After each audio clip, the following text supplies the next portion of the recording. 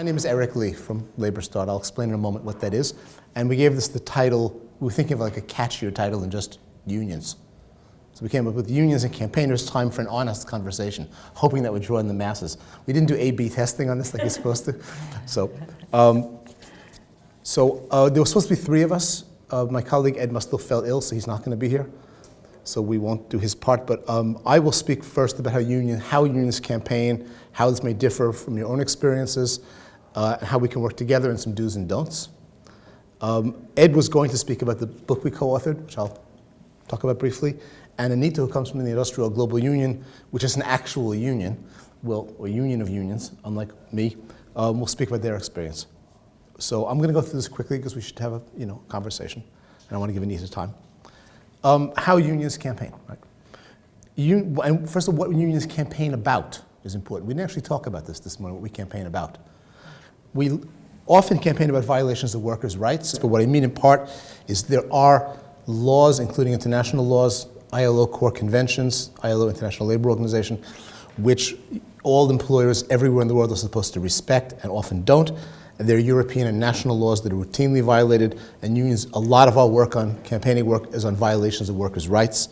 Who violates workers' rights? Employers and governments. So our targets are routinely unions and governments. In addition to workers' rights, we're often concerned with issues that overlap with the issues that concern your organizations, meaning broader social and workplace issues, like, and this is not a complete list, expanding the scope of workers' rights to include people not normally covered, such as domestic workers, and we've advocated for the Domestic Workers Convention, health and safety issues, such as you've been involved in the banning of asbestos globally, child labor, human trafficking, equality, broadly speaking, all forms of equality, the struggle for peace. There was a whole range of broad issues the labor movement has been concerned with. The targets of the union campaigns are almost always employers. That could be a local employer, a national one, or a global employer, and governments, sometimes both. Unions are very good at offline campaigns. And you may remember that 15 years ago or 20 years ago, there was no such thing as an offline or online campaign. There was only campaigns. And unions were actually fairly good at this. They were able to use tools like industrial action, which could mean work to rule, or it could mean boycotts, it could mean sit-ins, it could mean strikes. It could shut down an entire city or even a country. These were quite powerful campaigns. Let's not forget what they could do. And political action. Unions, it could be argued that President Obama wouldn't be President Obama were it not for the labor movement. With all the cool stuff we heard they did with the digital A/B testing and so on, it's all very nice, but actually without the support of the labor movement, Obama would be a senator from Illinois. And here the Labor Party, especially after the Tories came to power, is becoming utterly dependent on trade unions, right? We couldn't exist financially in any other way without the unions.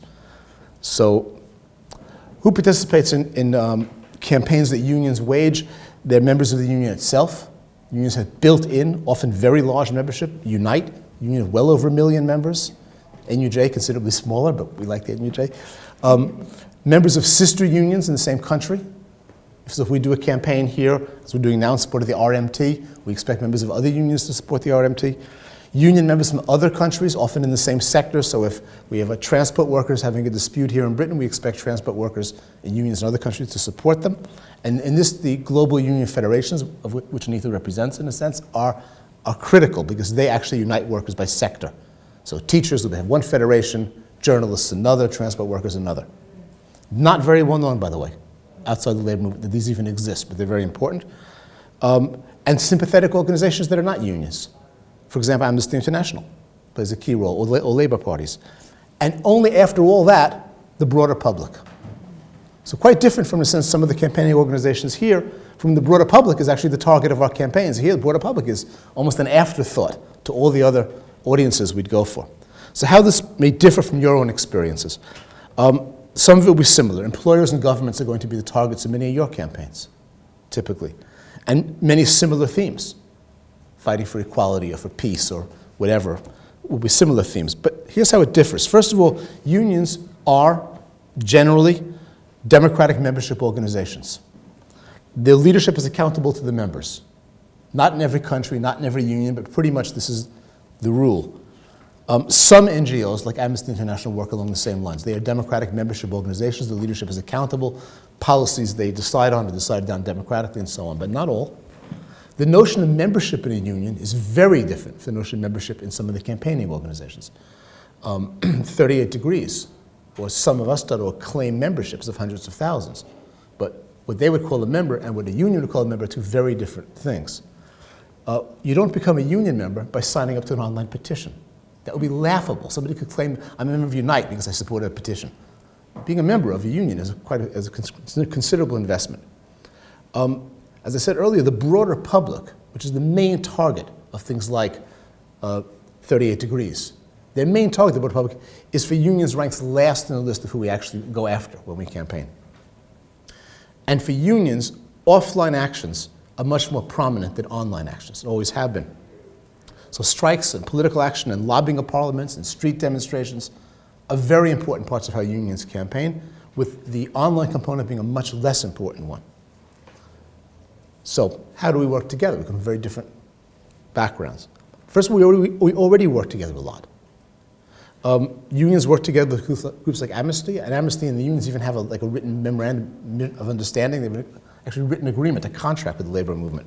The Clean Clothes campaign, there's a woman here from them, works very closely with the trade unions and others as well. What's the Clean Clothes campaign? She can explain it, but they work on textile and garment industries. So in other words, to ensure that your clothes are made with decent labour standards. Okay. Yeah. It's a global organization. They have a UK branch called Labour Behind the Label.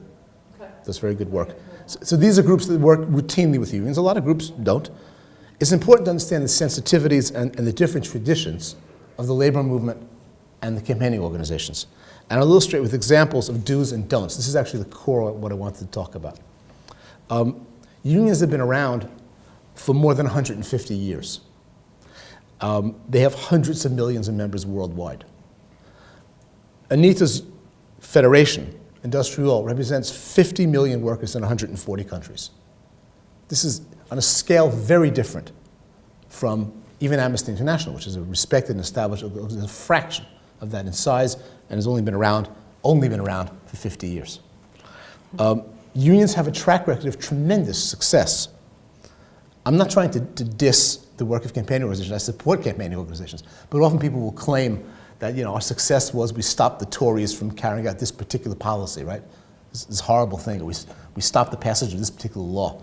Unions you could argue, have created the middle class, have created the welfare state, have created all kinds of massively significant social changes are due in large part to the efforts of the labor movement. And this should never be forgotten when we talk about how much more effective we campaigners are than unions are. Actually, unions have done an enormous amount historically. And therefore, unions must be treated with respect and consulted with and listened to when trying to work with them. When an NGO decides to campaign on behalf of workers, it's always a good idea to start with the union, to talk to the union first, to see if the workers have a union and what the union thinks of the campaign you want to do. Now, this sounds to me like common sense, but I'll come to that in a moment. Unions, particularly at a global level, can be strategic, and they make decisions about campaigning that are complicated and require some thought and knowledge. Unions know stuff and have been out there for a long time. And they may make a decision about campaigning that may not be obvious why they're making the decision. You have to know them. And I'll give one example.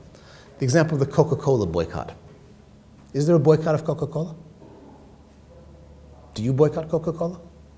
Have you heard that there's one?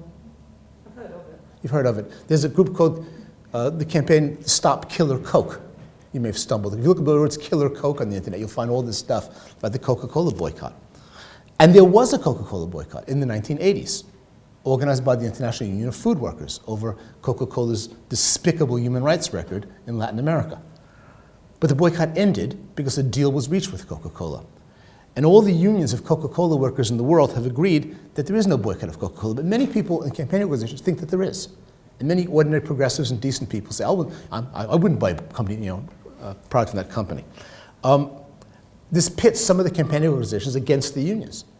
The campaign to stop Killer Coke finds itself routinely attacking and being attacked by the Coca-Cola workers' unions. It's not a good situation. Another recent example, which hasn't become bitter yet, is there's a campaign organization which I won't name, because I'm a nice person, launched a campaign targeting General Motors and its behavior in Colombia, and singled out a particular worker who had suffered very badly at the hands of General Motors, and demanded that we all send our angry messages to General Motors. But the unions representing workers at General Motors in Colombia and everywhere else in the world know nothing about this campaign, weren't involved, weren't consulted, have nothing to do with it. And I think if you're going to take on a company like General Motors over how it treats its workers, your natural ally would be a union, and you would go to them first. They wouldn't hear about it because they got some email, asked them to sign up to the campaign. And I think if you contrast this, you'll find there are groups that routinely work with unions on difficult issues. For example, Colombia. You probably know Colombia has a terrible human rights record, right? On the question of workers' rights, worst in the world. I mean, more trade unionists are killed in Colombia than I think all of the countries put together, or close. Close to. Close to. I mean, it's by far, it always leads in the annual league tables of where you're most likely to be killed for your trade union activities is Colombia, which is extraordinary. You consider the kind of other countries it competes with, like Iran. You would think, Colombia, American ally, right, in democratic Latin America. Anyway, in Britain, we have a group called Justice for Colombia, which campaigns routinely on human rights in Colombia. It is funded by the trade union movement. It works very closely with British unions. So there's no question of it like launching a campaign and unions not knowing. Unions are there from the beginning. They're a terrific way of working together. So if I contrast that with how the Campaign to Stop Killer Coke works, or how this unnamed campaigning organization worked on its General Motors campaign, you see the difference. You have to, especially on a workers' rights issue, you have to talk to the unions involved. It'll make your campaign better and stronger. I want to end on a positive note by saying a few words about LabourStart. LabourStart is the news and campaigning website of the International Trade Union Movement. It's been around for 15 years. This is a little brochure, the only physical evidence that we exist. Who was talking about not having business cards? We actually have brochures. I even have business cards. So we do physically exist. And LabourStart has, though it is an NGO, it is a campaigning organization, works very, very closely with the trade union movement. When we launch a campaign, it's because the union has asked us to launch a campaign. It doesn't mean, by the way, that we always wait for a union to ask. There have been cases where, if I knew about a case in Colombia of a worker suffering, a General Motors worker, and I thought a campaign was worthwhile, I would actually turn to Anita with an email saying, do you know about this case, and could we help in some way? I certainly wouldn't launch the campaign and then tell, oh, by the way, we launched a campaign, you want to support it? Because that's wrong, stupid, short-sighted, disrespectful, and it's just you're stumbling in the dark when you work that way. We insist that when a union campaigns with us, and it's true of your federation and all the other unions we work with, that it be a partnership. In other words, unions, we're not contracted out by unions to do campaigns for them. We don't see it as they outsource campaigning to us. We see it as LabourStart has the website and the mailing list and the campaigning tools in the same way that Change.org has, or any of the other groups. And unions can use those tools, and we help them, and we help promote, but unions also have to promote to their own members, to their allies, and so on. And we work together, we make campaigns successful.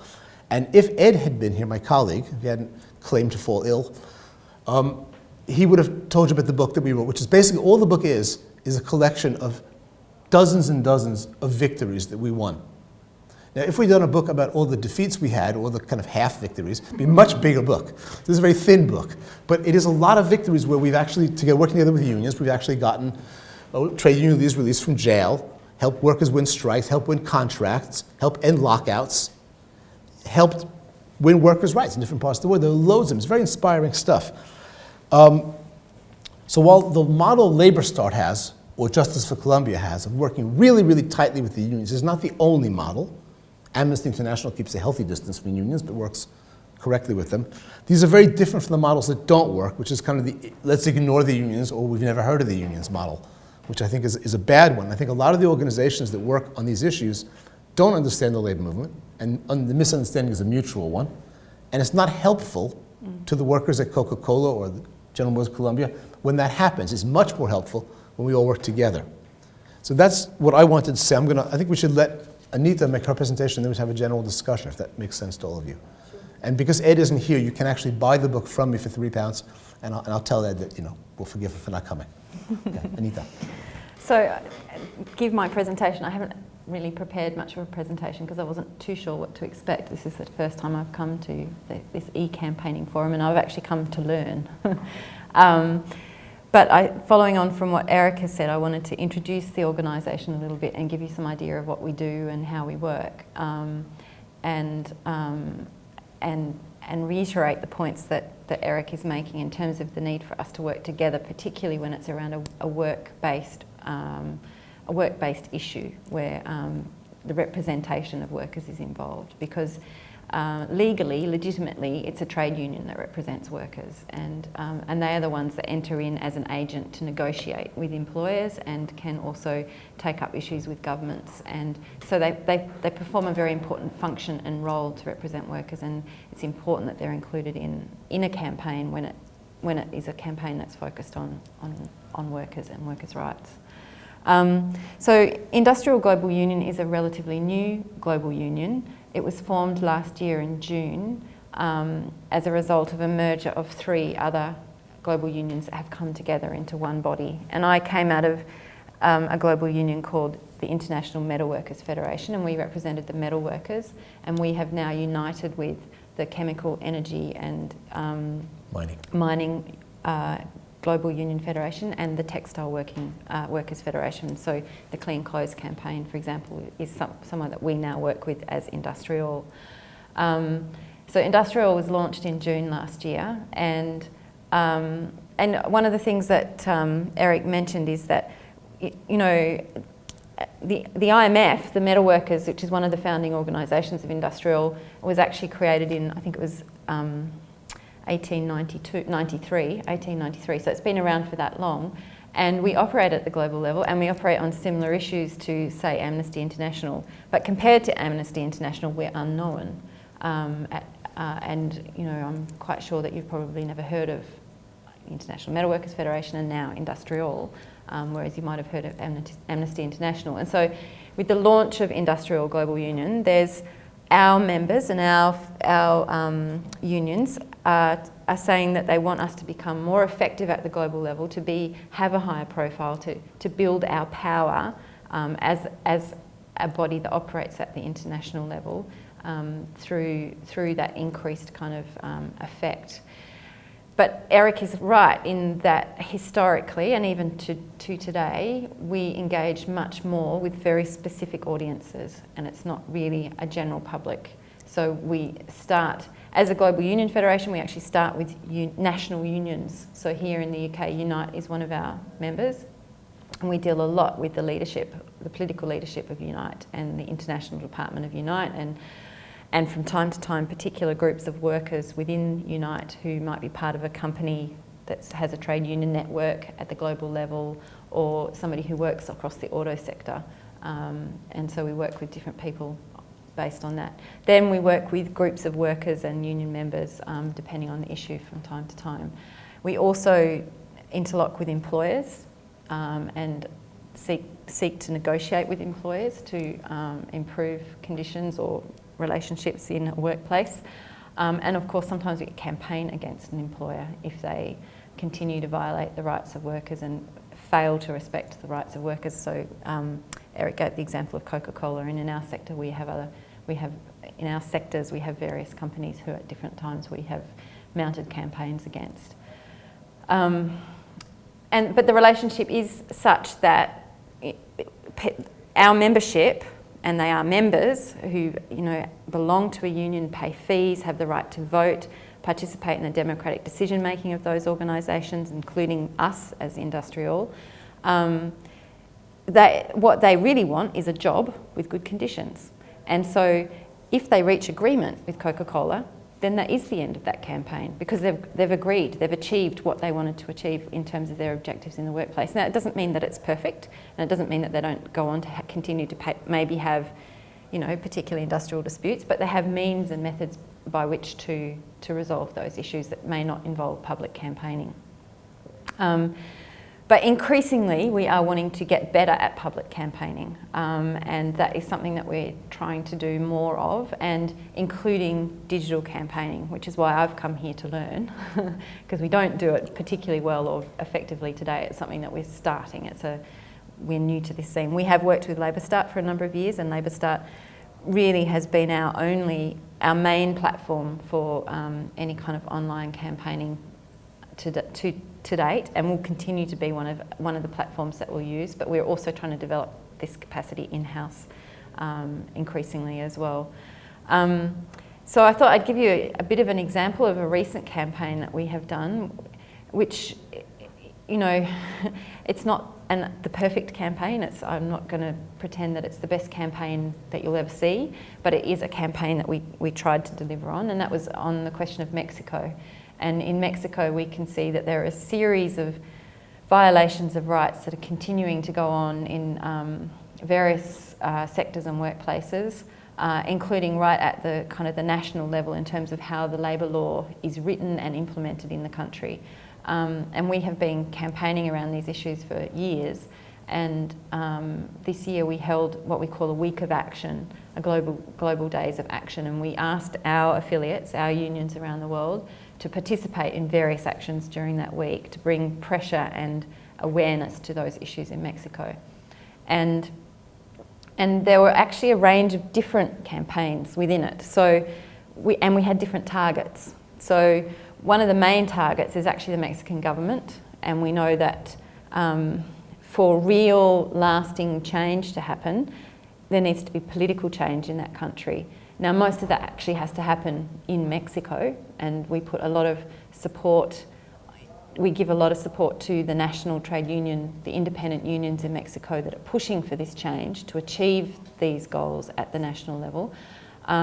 But we also use international diplomacy to try and put pressure on the government. So during that week of action, we're still doing the analysis we're still receiving reports from our affiliates, because this was only a few weeks ago, but in at least 20 countries, we had unions go and visit the ambassadors of those of Mexico in those countries and raise the issues of rights in Mexico with those ambassadors and say that we do not believe this is correct and that this is not consistent with the International Labour Organisation's conventions on trade union rights, and that the country is a signatory to those rights and should comply with those rights. So those meetings took place with all those ambassadors, which is kind of diplomatic political pressure on the government. Then we chose two other specific campaigns, one of which we worked with LabourStart on, and that was against a company called PKC, which is like an auto supply company that supplies auto parts to people like BMW, Volkswagen, Daimler, Ford, and they make parts that are used in the construction of cars and vehicles. And they have been violating the rights of a group of workers at a particular plant. And we have been working with the union and trying to put pressure on the company over a long period of time to try and resolve this issue without a great deal of success. And so we decided during this week to do a public campaign to ask our, people of our list and LabourStart's list to send messages to the CEO of the company, which is a Finnish company in Finland, and tell them that we're not happy about this and we want to see this changed. Now, we know from having worked on this issue and dealing with this company for a long period of time that was not going to actually make a change. It would not be enough pressure for the company for them to change their practice. But we felt that it was really important to do it to show respect and support to the workers in Mexico who are struggling to affect that change, and that they could see that the trade union movement at the international level is supporting them in that struggle. And in the meantime, we are continuing with other strategies to put pressure on that company, which is not public strategies, not things that we can publicly, digitally campaign about, but is going to BMW, VW and Ford, where we have good relationships and where we have organised workers, and saying to those companies, do you realise you're buying parts from a company that's doing this? And do you want to continue your business relationship with that company, because we're not happy about it? And that's the process that will actually most likely generate the pressure that we need to create a change there. So these are the kinds of levels of campaigning that we do, and the digital campaigning is important, but it's one layer. It's not the campaign in itself. But we need to get better at that digital campaigning and those forms of campaigning, so that we can put even more pressure on the situation when we need to. Another campaign that we ran during that week was actually just to support a union. So in the process of preparing for this campaign, we found out about a struggle at a shoe factory in Mexico where the company had just closed the factory without any negotiation with workers, which is against the law in Mexico, had effectively sacked the workforce, and then started to so closed the factory where the shoes were being produced, but then started asking workers to do it at home, and they basically became home workers. So from having worked in the factory, they continue to work for the company, but from home, lower pay, no rights, no union, terrible conditions. Suddenly, of course, you've got the issue of child labour, because in the home, suddenly children become more engaged in the work. Absolutely diabolical situation. Now we are still continuing to work with this union and looking at ways in which we can address this with a big multinational company. It's not a small company. It operates in at least 20 countries of the world. But in the meantime, we wanted to support this union. So what we did was we ran a small campaign and we asked our members to send messages to that union to say, we've heard of your struggle and we support you, and we will continue to support you. And that resulted in only 500 emails, but they were emails from workers who work for the same company, and from unions who have members in the same company who will now begin to take those issues up locally with their management of the same company. And so for us, it's a building block for that campaign. And we also managed to get from about 6 different countries, union leaders doing very short, like 1 minute, 2 minute video messages to those workers in Mexico to say how they'd heard of the struggle and how they support them. And those very personal, very sincere messages have meant an enormous amount to the workers in Mexico, and is bolstering their commitment to continue to maintain a picket out the front of the plant, to continue to fight for their rights to have a job at this workplace, or if they're not going to have a job, to have an actual settlement in that workplace. So that's the kind of work that we get engaged in, and the kind of layers and levels of work that we get engaged in. And from time to time, in our work, we end up working with various partners like Amnesty International, like the Clean Clothes Campaign and various others. And sometimes we also come up against groups who, with the best intentions, don't always think through what the issues are for the workers and the role of the union, and that can sometimes, create a clash and a conflict where there shouldn't be one. Cool. No, thanks very much.